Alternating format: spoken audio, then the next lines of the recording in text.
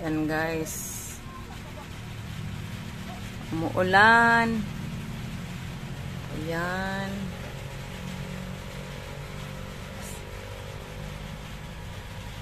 Ay, papasok na umuulan na naman. Good morning guys. Kakagising ko lang late. Medyo late ang gising. Medyo nag-overtime sa labahan kagabi. Kaya umawi ng tulog. Pag-agahan muna tayo guys. May according sa Pag-asa meron daw bagyo. Mag-update tayo sa balita. Ayan. Good morning. Hello everyone. Maayong buntag. Good morning. Mag-ano tayo? Agahan.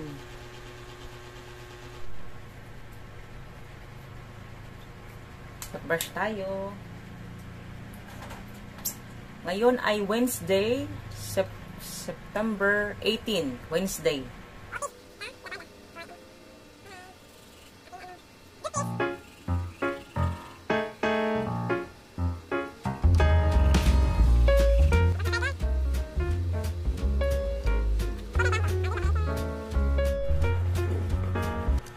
Hello. Agahan tayo. Wednesday ngayon. Magkapi, mag-agahan, mga friendship. Hello, good morning everyone. Facebook live, ito live vlog. September 18, Wednesday. Tama ba ako? Wednesday. Tayo muna mag-agahan. Ang ating kakainin ay saging. Ayan, saging. Medyo hinog. And meron akong sariling product. Ito ay Pies Bon Appetit Pure Crab Paste. Alige. Ayan siya. Alige. Ayan. Pies Bon Appetit. Ito yung aking product. Brand name ko yan siya. Meron ako ginamos Pies Bon Appetit. Available sa Lazada. Ang ating mga delicacy. Tawag nito. Mga paninda. Hello, good morning guys. Tayo ay magtimpla. Sana mamaya manood kayo mag-preach. Meron ako i-share sa isa kong Facebook. May share ako. Post ko kasi ito sa aking isang page. Yan. Hello. Tayo ay magtimpla ng ating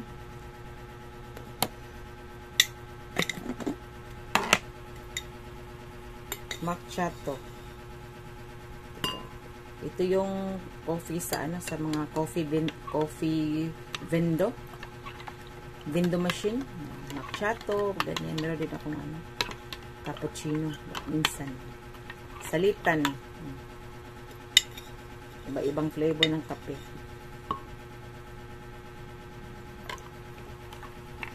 Marami, may collection ako dito ng mga kape. Agoy, nako, iba-ibang may vanilla.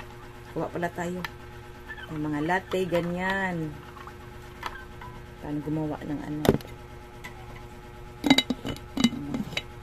kape na masarap.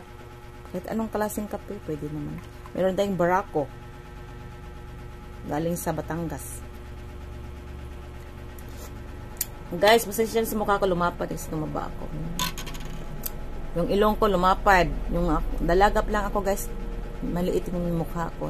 Ganito malapad na. Iba na yung ating hormones. Pag tumaba, after ng anak, parang lumapad na yung lumapad na. Yan talagang buhay. Kaya nga, tayo, nag-diet na din ako ngayon para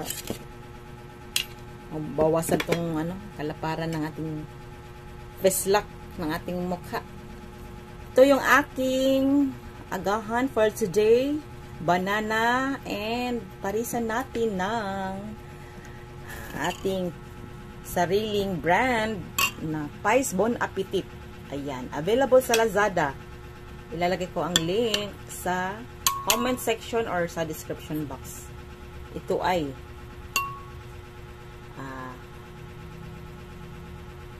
maanghang siya.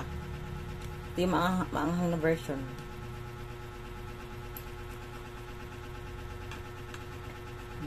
Munting small business, ginamos, ganyan. Ako lang din gumagawa. Ito, ano ko lang ito, bulk na ang cut sa, sa manufacturing.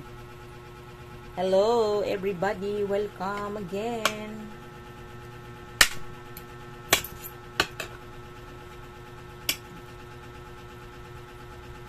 Ay, ang boses ko, ganyan lang talaga yan. Yes. Hindi ko yan sinasadya. Ganyan. Masarap siya. Ulaman ng Angoy, aligyo. Minsan lang to guys kasi nakaka-hybrid to. Once in a blue moon lang ako kumakain ng aligyo. Excuse me. Kailangan natin na i-mix ang ating kape. Ba't naman na ito?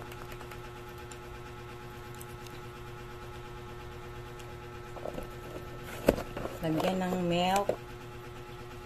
Ayan, konti lang. Simple lang yung ikape natin ngayon.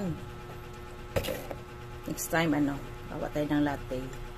Latte. Coffee latte. Mga frappuccino. Meron akong ganyan. Kaso tinamad akong gumawa. So, simple muna tayo ha. Next time, gawa tayong frap. Kompleto ako. Meron ako dyan alam mo mga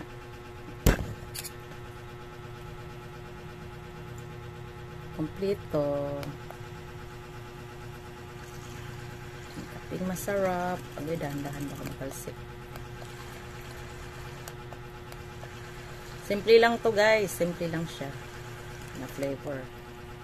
Next time na lang, tinatamad akong gumawa ng latte na yan. Latte. Lagyan natin ng ano ba yan? Meron akong toppings na caramel. Masarap ito, pampasarap. Basta papunta tayo sa mga coffee shop. Gagawa ka na lang sa on your own, sa ating bahay. Kasi mahal pag doon ka sa labas kung order. We can make latte, frap, cappuccino, macchiato, ibang flavor para hindi magsawa. Pero minsan lang, wag lang araw-arawin guys. Ewan ko ba. Nakakaano din pag palagi ka nagkakape.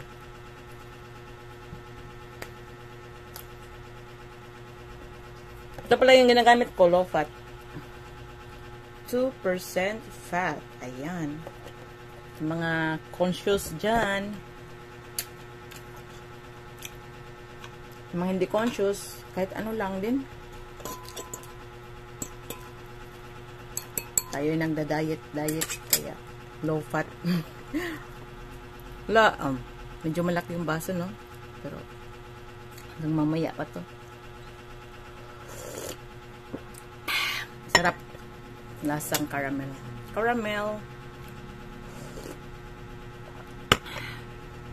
Sarap siya.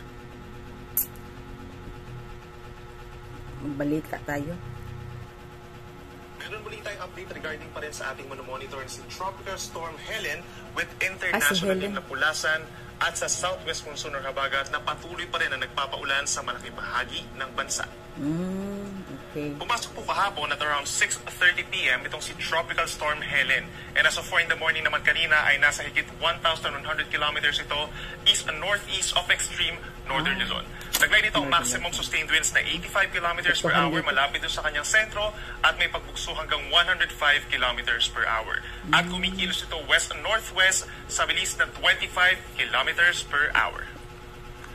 Base po sa pinakauling track ng Pag-asa, inaasahang kikilos pa rin pa west-northwest ang bagyong Helen. So, ibig sabihin po, mamayang hapon or gabi ay maring lumabas na rin to ng ating Philippine Area of Responsibility. Patungo pa rin dito sa may southern islands of Japan and East China Sea sa susunod pa na 24 oras. Estimate location, mamayang hapon, 885 kilometers east-northeast of Batanes. And by tomorrow, nasa labas na ito ng PAR at 725 kilometers sa madaling araw. Base po sa pinakauling track ng Pag-asa, napakalayo po nung sentro nitong si Bagyong Helen sa ating kalupaan. Ibig sabihin, wala tayong aasahang landfall or direct effect towards any part of our country at wala rin inaasahang pagtaas ng mga tropical cyclone wind signals. Mananatili rin po as a tropical storm sa susunod pa na 2 araw itong si Bagyong Helen at posibleng humihina ito ng bahagya dahil ito rin yung mga areas na dinaanan ng mga nagdaan na bagyo. Sarap nito. Samantala, lumabas naman ang Philippine Area of Responsibility kaninang alas 2 ng madaling araw, itong si Tropical Depression Henel. Ito ay nasa may parte ng South China Sea at patungo na sa may central portion of Vietnam at huling namataan higit 410 kilometers west-northwest of Bacnotan, La Union. Taglay naman ang maximum sustained winds na 55 kilometers per hour at itong si Bagyong Hener plus si Bagyong Helen ay nagpapaibayo pa rin po ng southwest monsoon or habagat sa malaking bahagi ng bansa. So ibig sabihin, may mga lugar pa rin po na magkakaroon ng mga minsan malalakas na mga pagulan, lalo na ang kanlurang parte. At sa may silangang parte naman, associated na rin po dito sa mga cloud clusters or kumpul ng ulap, ito po yung trough or buntot nitong si Bagyong Helen. Kaya patuloy natin i-monitor ito for possible formation of any weather disturbances. But at least for the next 24 hours, hindi naman ito magiging low pressure area or bagyo. Ito yung mga lugar na magkakaroon po ng mga paulan for today dahil po sa habagat or southwest monsoon na siyang pinalalakas ng 2 bagyo. Heavy to intense na mga pag-ulan pa rin ang mararanasan sa Palawan and Occidental Mindoro kaya mag-ingat pa rin sa mga banta ng baha at pagguho ng lupa. Meron naman tayong moderate to heavy rains or 50 to 100 millimeters na dami ng ulan sa Ilocos Region, Cordillera Administrative Region, Zambales, and Bataan. Meron naman tayong mga light to moderate with at times heavy rains for today sa Metro Manila, Cavite, Batangas, at natitira pang bahagi ng Mimaropa. So mataas po ang chance na magkakaroon tayo ng mga rainfall advisories and heavy rainfall warnings dito sa mga nabanggit natin na lugar. Ano tayo? Every other day, every day. Basta mag-ano talaga tayo. Palagi tayo mag-post. Bago lang din ako nag-ano sa Facebook. Kasi guys, yung YouTube ko na hindi siya mabuksan ng taon yun. 2 years. Matagal din. Kailangan siya bumalik. Kaya bago lang din ako sa Facebook. Excuse. Yan. Bago lang tong Facebook ko. Facebook page. Pi at Home. Ayan. Hit the follow button down below and mag-comment sa comment section. Ayan. Magla-live din ako sa guys, sa aking official na Facebook and sa YouTube. Yung mga ko doon, mga friends. Ayan. Sa YouTube community. Hello, sa shout out sa mga taga Palompon Leyte. Ayan, sa kumusta na kayo dyan? Kumusta na? O say balita, mag-amping ta permi. Ha? Amping, mag-permit na ano ba karon nakambag na nga walang bata inyong mga anak. Huwag niyong pagalain. Bantayan, be careful. Be watchful. Be vigilant. Kay marami ngayon. Iba't ibang sulok ng Pinas. May mga nawawalang mga dalaga, binata, mga bata pa. Ingat sa ating mga anak, mga pamangkin, ayan, huwag pagalain, yan lang sa bahay kasi iba ng panahon ngayon guys. The days are evil, kaya beware, huwag magkumpiyansa, trust no one, kay God lang tayo mag-trust, kay Jesus Christ. Guys, I'll be back later. Yan. Later ulit.